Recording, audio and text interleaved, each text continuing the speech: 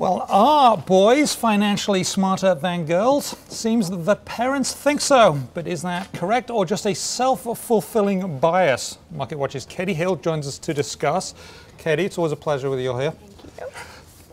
This is an interesting thing. Parents believe the boys are smarter on the thing. Is that? I mean, you've never been a boy. You know I'm going to say no to this question.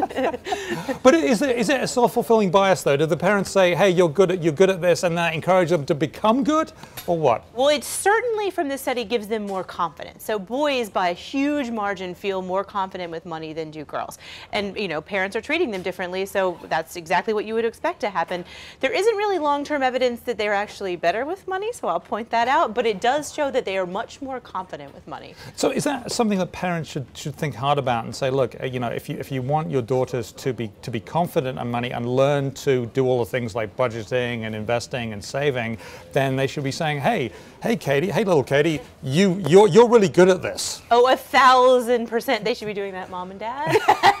No, but yeah, I mean, for 1,000% they should be doing it, because I think parents don't really realize that they're treating their sons differently than their daughters. It's not necessarily a conscious thing. It's just, they talk to the boy about, when you're at the grocery store, oh, this adds up to this, and the daughter, they're like, oh, look, we got Cheerios, so it's just a different kind of unconscious thing that parents are doing. And is that something that's just deeply embedded within society? I mean, I wonder about that, because I know that everyone loves their kids. Of course they do. Yeah, no, and of course you want your daughters to do just as well as your sons. But yeah, I think it is deeply embedded, and parents they aren't even realizing they're doing this. I mean, this isn't necessarily a conscious thing. It's just the way that they're this is just the way that it's kind of all playing out. So, I mean, I think it's important to read things like this and just realize that, oh, maybe I am doing this.